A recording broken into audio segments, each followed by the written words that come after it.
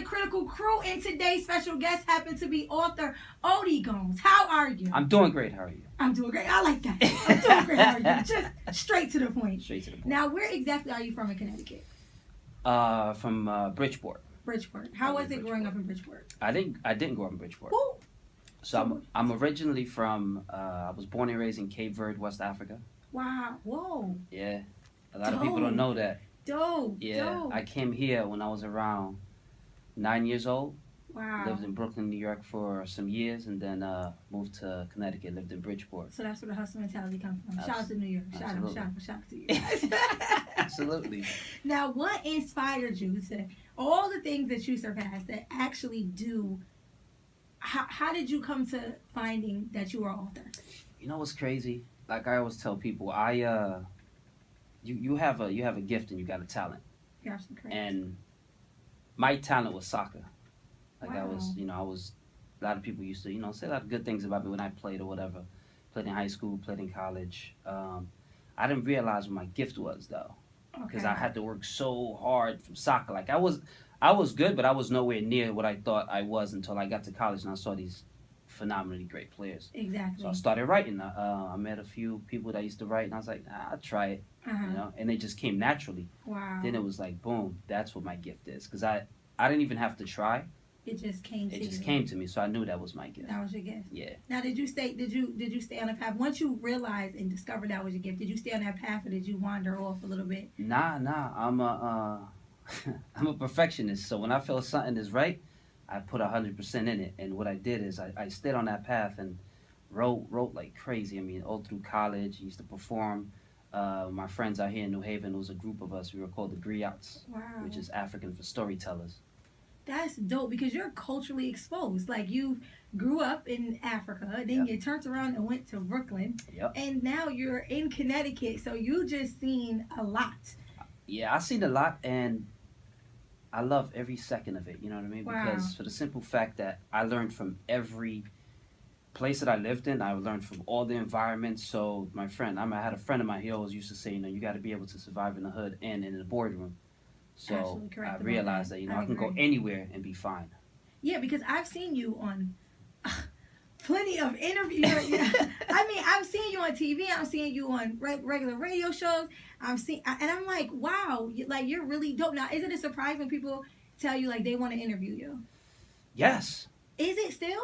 Listen, I don't think it'll ever go away for the simple fact that growing up in Cape Verde, I had friends. I had everybody around me. It was a very, very poor country at the time. Yeah. Very third worldish. Wow. So it humbles you. So when you get these people that want to speak to you, it's like, wow, they want to talk to me. They want to know my story or whatever. Humble. That's dope that you're still humble. Because after seeing you on CT, what sparked my interest seeing you on CT Style? Was it CT Style? Well, I did the News 8 here. Exactly. That's okay. Yeah. The Ann Nyberg show. Exactly. Yeah. How was that experience? Because you were so open, but yet you handled it so professionally. And I'm like, who is this guy? And I started looking you up, and I'm like, oh, this dude is dope. Like, Thank you. You know. You know what it is? Is watching my parents. Okay. Watching my parents. My parents were. My mom's always used to say stuff like. My mother would always say things like, no matter what you do, you could be a janitor, you could be a president of a school, you could be president of a country. You got to be the best at it. So I realized that once I realized what my gift was, is I knew I had to perfect the writing of it because usually just flowing doesn't really make it into a book. Exactly. And then you also have to be able to speak to people. Now, where did the title Life, Love, and War come from? That's it's interesting. Life.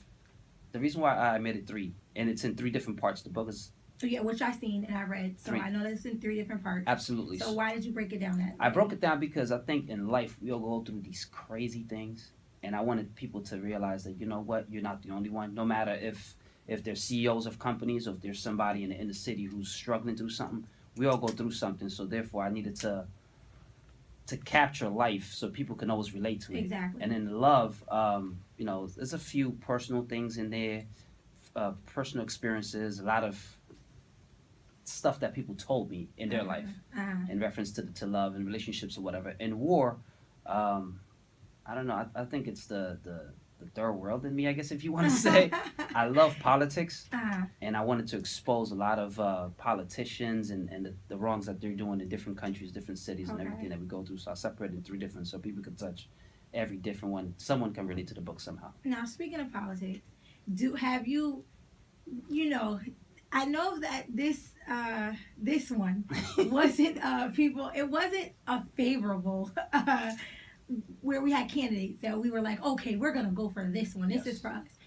Have you decided which one you will actually go with? Which candidate you actually go with? See, I lean. I'm a liberal person, Mhm. but I lean for politicians who I think honestly, I think every politician has to play the game. Exactly. But I try to pick. I guess what you will say, two evils. You pick the best one. Gotcha. And I don't really deal with Republicans for the simple Cool. fact that Republicans they talk. I feel personally, I feel like they talk down to people, and also Mhm. they're not about the people. They're just about funds, and you can tell by what's going on in Yeah, you Congress can- and everything like you that can what tell. they do. So I decided, to me personally, I said, you know what, I'll stick with Democrats. Okay. But I mean Hillary, I think people are loving her because of her Yeah. husband. That's why. I mean, in all honesty, that's exactly what helped. Yeah. Being that Bill is big and known for Charismatic, I right? was saying for a lot of things, and whether good or bad or intriguing, Yes. Bill has his way, as with the people. Yes. It's either you love him or you hate him, and more or less, a lot of people love him. But his wife, with what made me a little. Hesitant. Yeah, was the fact that she hid, and women lie. Straight flat out. I'm a woman. I will tell you that Yeah. they lie. So she tried to cover it up, but I mean It's politics, so yeah. she, two things of it. One is politics, and a lot of people don't know about her history. When she was very young, I think she went to Yale or whatever it was. She was very, very outspoken. Very. So Still is to this exactly. day. But she had to take a back seat because her husband was running for president. He was governor of Arkansas at the time or something like that, and she played her role. Definitely. She played her role to the utmost, and she supported him, even though I'm sure she knew he was wrong. But that's the life of politics. You support the person who you with. You're actually there's a lot of people that don't understand that support. Now that gets to my next question is support. Did you get a lot of support when you said that I'm gonna go ahead and write a book? Yes, because I did something that a lot of people don't know, so I'm going to reveal it in here. Cool. I teased my readers for so long Wow. because I had so much support from when I was in college. Everybody Uh-huh. was just telling me write a book. I don't think I was ready at the time, Mhm. so I just kept putting out stuff, and just people just kept asking for it, and I was like, no, I'm not ready yet. Plus, I wasn't ready for the exposure myself, and I knew it. So what I did is I would always put a lot of things out, and a lot of people were just like, oh, you would inspire people. So I kind of teased them in a way. So once I realized I was ready and they were ready for it, I think it was that time. And when I put it out, my support just through the roof. through the roof. Now, are you a tease naturally? No. No. Hey, ladies, he's not a tease. He's not a tease, ladies. Now, have you ever been in love? Because I've read some of the love poems that you have in here. Some are very deep. So have you ever, is it safe to say you ever experienced it in a way? Yes, I've been in love. And I think in life, love is probably the best thing we have. I agree. And regardless of what you do it with love. Your job, what you're doing, my job, what I do, what they're doing or whatever, whoever it is. If you do it with love, they're always going to feel you. Right. People feel pain and they feel everything else in the world. But if you speak and do out of love, there's no way they can't relate to you. You're right, because I mean we're most people. I always joke around and I tell people I was born from love. I was created with love, and I give love. And I always say that women in my era nowadays were errors, and it's kind of fucked up to say. But, Yeah, well, people are scared. People are really scared of love, and they're hurt though. That's what it is. Hurt people hurt people. Exactly. A lot of people are broken.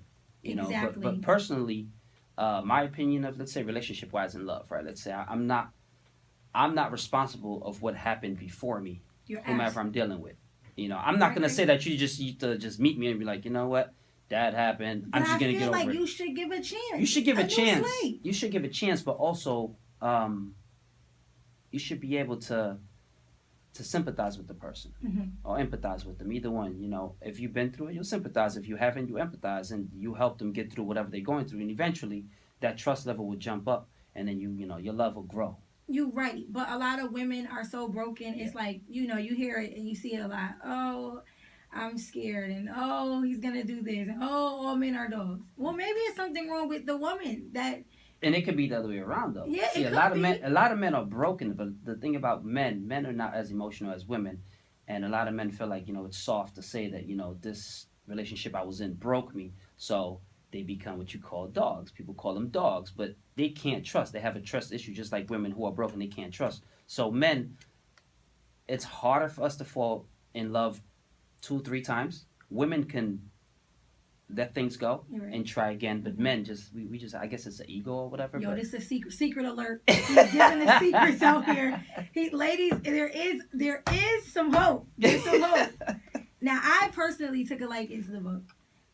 It was very it's hard for me to get into poetry books because I'm a poet myself, and I just be feeling like I'm the best ever. So it's just like so it's hard to like, oh, I'm gonna take this in here and then I'm gonna take bits and pieces of this, but I actually enjoyed it. Like, it was really fulfilling. And I don't know if you get a lot of feedback. Do you get a lot of feedback? I get crazy feedback. Like, even if you go on Amazon, where people usually purchase the book, you can see the reviews, how people relate to it. Because the thing about it is, I hate.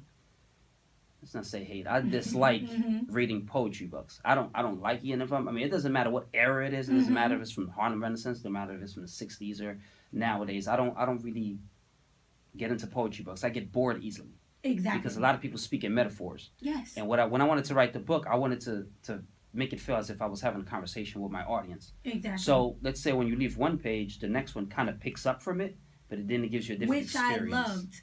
And that's what kept me captured. Because usually in poetry books, it's like, and my whole thing is I have to be in a feeling in order to read your book. Like, it's just like, okay, I'm on the love, and I turn the next page, and it's like, it went from love to depression, and I'm like, this didn't go. Yeah, they jump. They jump too much. All around. And the thing about me too, my attention span is probably 0.0. Is it safe to say that's how you are with your women, or?